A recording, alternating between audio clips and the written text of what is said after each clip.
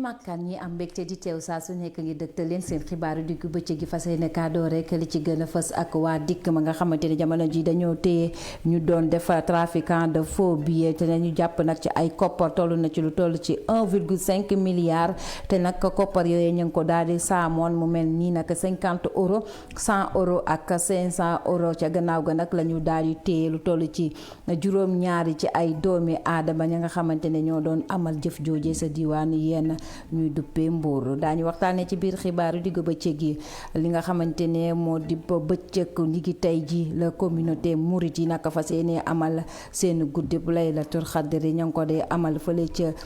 jumaa ja Masaalikul Jinaan fii ci diwaan Ndakaaru tolluwaayu mbas mi buñ ci yeggee di nañu ànd ak docteur El Hadji Mamadou Ndiaye mi ñu xamle ne nag ni ki démb kenn rek ñàkkul bakkanam loolee ñu si wax alhamdulilah waaye itam lu toll ci ñeent fukk ak juróom benn jamono ji ñoo yees ci ñaamee feebar bi la di coronavirus waaye fukk ak benn jamono ji dañoo feebar ba lot asalaamaaleykum yaatal gi dañu koy dooreek ak waa division des investigations criminelles di dikk bi nga xamante ni jamono jile dafa téye lu toll ci 1,5 milliard ci suñuy koppar yëkkati ko nag ci loxo ñi nga xamante ne dañoo nekk di trafiquer lu ni mel daal di kaa toog ñu mën caa gis ca koppar googee lu toll ci ay këyitu 50 euros 100 euros ay 500 euros doomi aadama yooyee nag ñu nga tolloon ci limot juróomi ñaar ca ñoom nag ña nga doon defee jëf ju bon boobee jaarale ko diggante Ndakaaru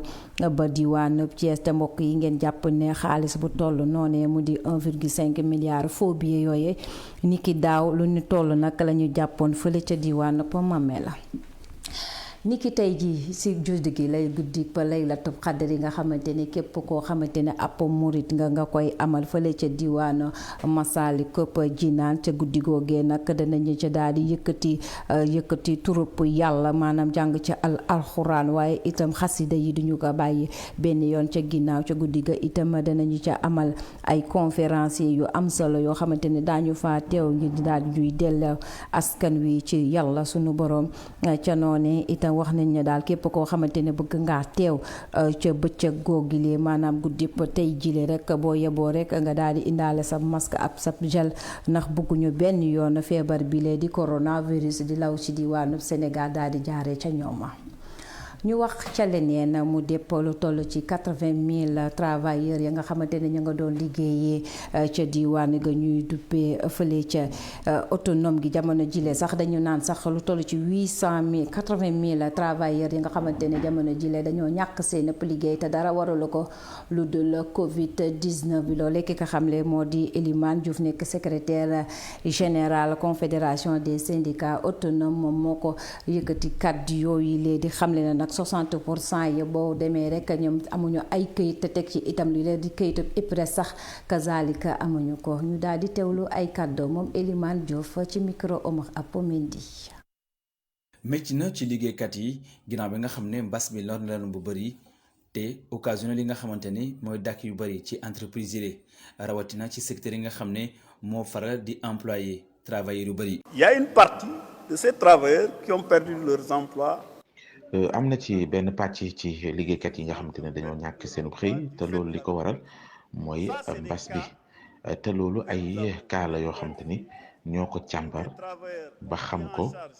te it bëri na ci liggéeykat yooyu ñoo xamante ni maanaam seeni dossier dañu ko càmbar bu baax syndicat sectoriel yi ak it central yi ñoo ca taxaw ngir fexe mbir yi gën a jàppandi. Le dossier au niveau des syndicats sectoriels, mais les centrales aussi ont pris à bras le corps cette question. ñi nga xam ne seen xel màcc na ci wàll wi ñi nga xam ne ñoom ñooy centrales syndicales yi jàpp nañ ni balaa ñiy xalaat créer ay emploi il faut ñu préserver li nga xamante ni mooy emploi yi li ci noonu sax ñu fas yéene taxawal ab fonds spécial bi nga xam ne dina dimbali te gunge liggéeykat yi li. Je pense que c'est une question qui revient dans ce qu'on a proposé. Nous avons proposé day mbir moo xamante ni daanaka dafay ñëw jamono bu nekk ñun nag jotoon nañu wax nguuru Sénégal mu taxawal ab fonds spécial boo xamante ni dafa jëm ci fexe ñu gën a aar xëy yi ci wàllu woowee dinañ ko gën a dooleel gën ko kàttanal mu bokk ci doléance yu ñuy gën a fësal ba keroog ñu ci taxaw dëggantaan ngir saafara ko. Lors dépôt du cahier de doléances avec le président. centrale syndicale yooyu jàpp nañ ni dañuy woyal di continuer ab négociation te jàpp nañ ni il faut nguur gi taxaw ngir jàppale leen bu baax a baax. na sikki ma lakkandoo ndax jamono ji ñuy liggéeyee sa jamono fële ñuy wax autoroute à péage ba jamono ji lee dañuy jooy lu ñuy jooy rek mooy seen mbokk yi nga xamante ne dàq nañu leen fa loolee nag la ñuy bañ mu daal di leen di dal moo tax jamono ji dañoo géekaru ba mu baax rek fa seeni daal di amal ab grève di jooy rek jàq ga nga xamante ne jamono ji ña ngi leen koy wàññi si seen wàllub liggéey ba tax sax jamono ji la jàpp nañ itam seen wàllub liggéey sax metti na mettaay goo xamante ne faw rek ñu daal di ko yuuxu ba ñëpp dégg leen na. doléance mooy ñoo ngi wut li nga xam ni en priorité mooy suñu mbokk moom nga xam ne dañ koo dàq de façon dàq boo xam ne tegul fenn si yoon pour que ñu réintégrer ko ndax tamit dàq bi tegul si yoon amul lenn lu ko motiver te tamit procédure de licenciement bi nga xam ni jëmale nañ ko si Binta Sarr mi nga xam ne jigéen bu wérul la nekk en congé de maternité pour que su ñu bàyyi ko mu reprendre su congé de maternité am jeexee ñu bàyyi ko beneen point bi mooy prime de risque dañu bëggoon ñu jox ko salarié yëpp ndax tamit ku xam autoroute bi xam ni le danger est permanent te prime bi aussi du sàmm bakkanu nit ki wala du tax nit ki du dee waaye dina defal nit ki nga xam ni liggéeyam dafa risqué loolu la ñuy demander mais ñoom il nous parle benn existence d'assurance d'indisponibilité te yaakaar naa loolu maa ngi koy ñaanal ku ne mu bañ a xam lan la waaw ñun moom dañuy ñaan yàlla xam naa comme que aussi ñun jàmm réew mi moo ñu soxal ak jàmmi entre doomu aadama yi ñoo ngi ñaan yàlla jàmm am ndax si tànk yooyu lañ doxee si tànk yooyu sax la ñu saisiré inspection du travail ba à ce que inspecteur du travail bi convoqué nañu suba incha allah à jeudi pour ñun ak suñu entreprise pour que ñu trouver consensus pour que ñu am jàmm te loolu yaakaar naa moom la ñuy ñaan ku ñu si mën a ñaanal tamit nga ñaanal ñu si loolu lañ bëgg suba incha allah à 11h. bu Babacar Ndiaye moom di naqarlu dàq ga ñu dàq ca ñenn ña seen xamante ne seeni bi njagee ñaale ñeneen ñàkk la ñuy jooy ca diwaanu Ziguinchor ca village ba ñu tuppee Kantène jamono jile rek mooy seen suuf ga ñuy caxatee te ji ñu ci baaraam kenn ku dul seen chef de village googu lii ñoom la ñuy teewlu ci biir xibaar yi. ñun ñooy kumba amul ndey ñun ñoo nekk nii ñun Richard Badiate mooy suñu problème Richard Badiate mooy le chef de village de Mandina Mankagne Richard Badiate dafa ne fii seen suufu maam la seen suufu maam yi ñoo ko moom yow bu fekkente ne dëgg la lu nga xamante ne yow yaa ko moom sa bopp lu tax nga jaay 25 hectares nga ne nit ki yow dama lay jaay 25 hectares da ngay jël 13 man ma jël 12 yooyu pour lan 12 yooyu pour lan ñuy wax autorité yëpp jóg di ko jàppale bu ñu encouragé monsieur le sous-préfet de Niaguis monsieur le préfet de Ziguinchor nañu dem ñun ñëpp nañu dem ñun soxla ñu histoire fii soxla ñu histoire ñun ak Mankagne yi yàgg nañu dëkk fii depuis Richard boobu nekkul chef Richard bu mu nekkee chef boobu la ñu mélangé ak Mankagne yi ñu bëgg ñu am benn problème fii. ci gouverneur monsieur le président de la république wax sa gouverneur mu wax ñu ngi koy yàgg artu nañ ko depuis boobu ba léegi waxu ci dara fii problème bu mu sa am fii Casamance fii mairie bu Niaguis moo indi fi problème ñun ministre bi lu ñu ko bëgg a wax moo di ministre de l'urbanisme et de l'habitat bu fekkee moom moo ko signé na xoolaat mbir mi. ñu dellu si fii ci diwaanu Ndakaaru waxtaanee geneen jafe-jafe gu askan wi di dund rawatina ñuy yewoo ci banlieue bi mu di rek saa bu tawee ndox mi day daal di tagga témbee su ko defee rek daal di taggal dem bi ak dikk bi moo tax ministère bi nga xamante ne moo gàlloo wàll googilee daal di amal ay liggéey yu am solo ngir rek daal di bëgg su ndox mi saa bu ñëwee rek daal di mën a dem moom nag demoon na seeti tolluwaayu liggéey boobilee ay kàddoo moom Omar Gueye di ministre ba Ibra Lo moo ko taataanoon. mbënn mi ci biir banlieue bi rawatina ci biir gox yi di Wakhinane Nimzatt douane ba Kër Massar ak Mbao jëruñ ñu dénk wàllum bokk moomeel yi soxali ko ci biir gox goxaat yi ak anam yu ñuy jëfandikoo suuf si di Omar Gueye amal na ab tukkib nemmeeku ci barab yi nga xam ni foofu la ñu amalee liggéey bile mu nekk liggéey yoo xam ni sax njott dina may askan wi ñu dund afiya ci nawet bi nga xam ni moom leen dënmal. fi nga xam ni egg nañ fa nag gis ko mooy. liggéey bi par rapport ak la dernière fois biñ fi ñëwee ñu ngi woon ci téeméer boo jël ñaar fukk ak juróom tey jii mën nañu téeméer boo jël juróom benn fukk yi ci wàllu liggéey am na gis ngeen bassin yi liggéey baa ngi dox gis ngeen canalisation yi ñu ngi koy defar ñu ngi commencé sax am ay jonction entre les différentes canalisations ak bassin yi loolu lu am solo la. jëruñ ji ba tey di xamle ni ngir xeex mbënn mi du rek ay canal yoo xam ne dañ koy tabax dinañ ci boole ay jumtukaay ngir mën a pomper ndox mi lee. matériel pompage bi côté boobu aussi ADM liggéey na ci bu baax commande yi passé nañ ko am na sax matériel boo xam ne jot naa ñëw ñu ngi ko denc di xaar waxtu bu mu war a jotee xëy na fii ak fin mai ñu commencé def installation yi ñu ngi lëkkaloo également ak waa sapeur pompier yi pour que système de pompage bi nga xam ne mooy gunge tamit.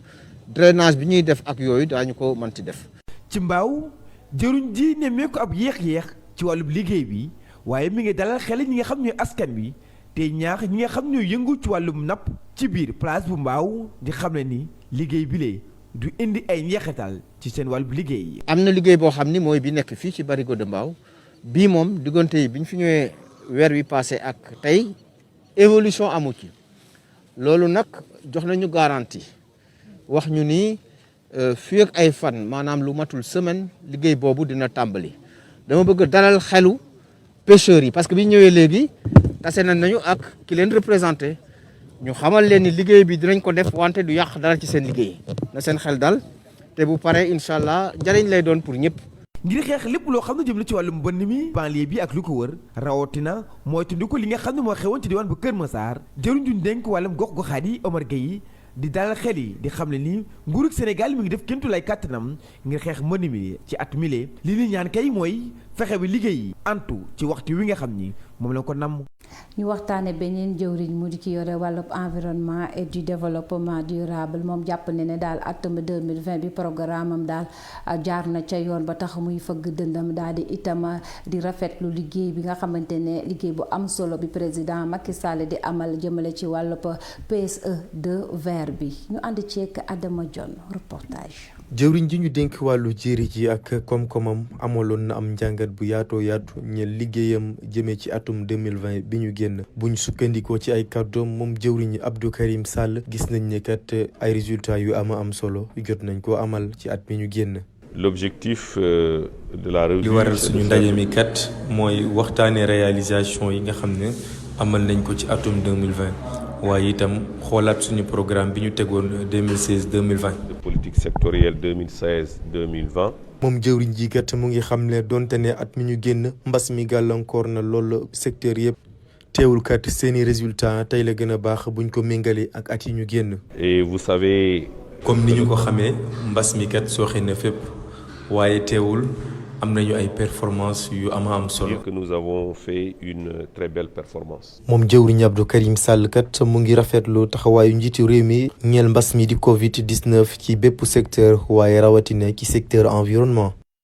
ane beneen pàcc jëm ci wàllub napp gi jamono jile nag ñi nga xamante ne ñoo doon jëfandikoo gaalub bant yi boo mayul nag danañu am dëkkandoo di bees mu di gaal yi nga xamante ne verre lañ ko defee te jàpp nañ ne daal moo gën a dëgër moo gën a yàgg ndax yàggaay gi rek natt nañ ko ci 2 fukki at te teg ci itam bu ñu ko daal di dugalee ci géej gi rek boo mayul accident ya nga xamante ne saa su ne rek ñi ko fay ràññetle dana wàññeeku bu baax moo tax yebaloon nañ fa sunub ndaw mu daal di saytu xalaatu ñi nga xamante ne ñoo yëngatu ci wàllu napp gi fii ci diwaan napp Sénégal di jàppee li nga xamante ne moo di gaalu bant yi. ci géej bi lay xaw a am tekk ab slëf dina wane ni soobu ci du war ñu daal di xaarandi lu yàgg nappkat ak i borom gaal yile duñu xaar benn simili ngir fas yéene dem nappi bépp xeetu jën lu soriwul dara fii ci tefes bi le di seetlu ay gaal yu rangaloo yu bari ñu defaree ab bant te yàgg loolu liñ ko jëfandikoo ci géej gi le Chérif Diaw moom mi juddoo ci napp mu ngi ñuy xamal li ci bant bile wu gaal yi. te bant boobu ngay gis noonu ñun sax gaal laaj la su ñun te fi ñu koy jëli jee la te ñun bu ñu koy jëlee am na lu ñuy def si bant bi ba dugg si géej gi bon bant bi ñun xam nañ ko bu baax te gaal laaj la te barkeel na bon dëgg yàlla moom bant bi moom si lañ juddoo ba liñ toll nii. am gaal gi moom cosaan la te bant bi ñuy jëlee moom bant xam nga bant lu nekkaa ngi si jinne lépp. gaal yi la ñu fexe ba yembalal ngir daal ñu dem géej seeni njëriñ dina fexe ba taabal yi lee jaaykat yi yor du mës a ñàkk jën te loolu le ñëpp ñu yëng ci wet gi dinañ ci fexe ba jëriñoo gaal yi lee ñu defaree bant doon cosaan daal dinañ laale ak li méngoog jamono gaal bi ñu yeesal bi la ñu defarar daanaka nirawul benn yoon ak bant waaye ab verre. gaal yi dëgër na boo xoolee côté sécurité gaal yi dëgër na ba pare gaal yi am nañu jëmm maanaam gaal yi te nañu ba pare geneen bi moo di gaal yi testé nañu ko parce que dugal nañ ko si géej yab si ndox dëpp ko gaal yi dafay tëmb si kaw kon bu mool bu ko yoree dina mucc ndax bu accident mënul ñàkk mais bu accident amee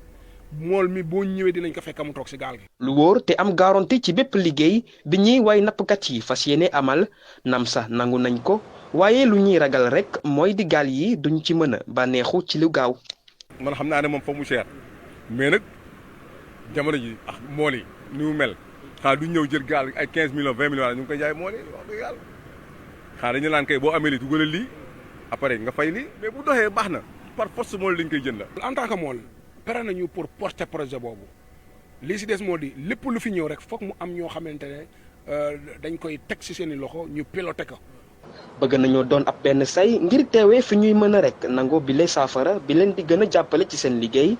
ñu ngi xaar rek nguur gi gën a yombalal ci lu gaaw bi CFAO njëkk koo tàmbale ngir indi fi projet wu gaal en fibre de verre yi. campagne agricole 2020-2021 jamono ji la ñu bëri jàpp nañ ne daal baaxul loolee nag ñu mën caalim kile di Bachir Ba nekk coordonnateur aar sunu moomeel moom jàpp ne na sax li nga xamante ne moo toll ci 60 milliards yi état wu Sénégal daal di jox ministère googe war nañ ko daal di saytuwaat bu ko defee ñu wax ñu fan la def koppar googilee ndax bu ñu seetloo koppar googilee daal di kaa mbingak lekk liggéeyam gis nañ ne daal daa am loo xamante ne da caa mujj daal di sooxee moom sax dàqul daal di def ab plainte jébbal ko police rek ngir topp ministère bi nga xamante ne moom la ñu dénk wàllub agriculture fii ci diwaanu Sénégal moom Bachirou Kapka moom la ñuy teewlu ci biir xibaar yi ci ndimbalub kile di Ibrahima Massali. Aar Sunu Moomeel na ñoom wax dëgg yàlla gisuñu seen bopp ci bii campagne ñu weesu en tant que kuréel goo xam ne dafa yor ay sàmmkat ak i baykat li tax ñu wax loolu mooy en tant que baykat gis nañ ne ren prix wu gerte bi mënoon nañu jaay kilo gerte gën nga gàtt juróom-ñett fukki dërëm ñun commencé woon nañ ba waxtaan ci ba xam ne mën nañ ko jaayee waaye ci gàttal ko ci pexe yi nga xam ne moom la Sonacos def ministre bi wax ko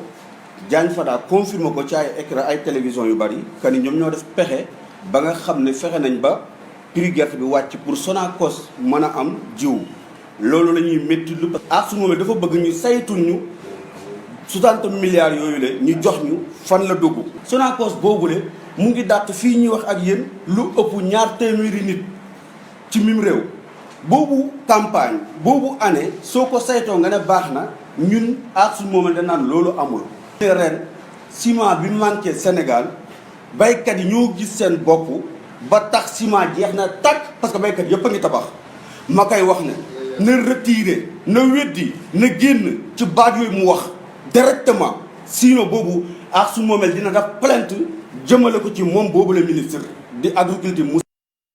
kookee ngeen doon déglu rek moo di Bachir Ba nekk coordonnateur Aar Sunu Moomeel ñu waxtaanee leneen loo xamante ne jamono ji askanu ñi nga xamante ne ñoo yeewoo ca Baxaya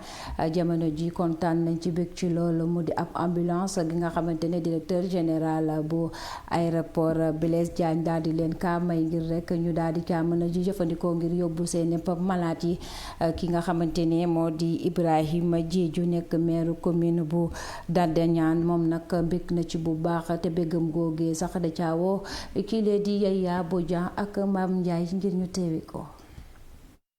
ndax tamit am ambulance bu mel ni yombul ci jamono bu ñu toll ni bu dee état moo ko war a def kon la collectivité locale bu dee ndaw état def na ko ci ay moyens boppam deful dara lu dul li ko président sas loolu rek la wax def mooy que demu leen ci askan wi la ma leen jox ngeen weccoo ko ak ñoom ngeen bokk ko ak ñoom kon ñu ngi koy gërëm di ko sant. waaw entretien bi loolu wax nañ ko parce que mbir moo gis même kër dañ koy toppatoo rawatina na même doomi aadama lu tax ñuy faju pour ñu am wérgu yaram la donc yaakaar naa bu ñu la joxee jumtukaay boo xam ne dafa lay yombal sa liggéey amuñu dara lu ñuy def lu dul ñun tamit ñu taxawaay boo xam ne ku ñëw yéen journalistes yi boo leen fi dellu see déwén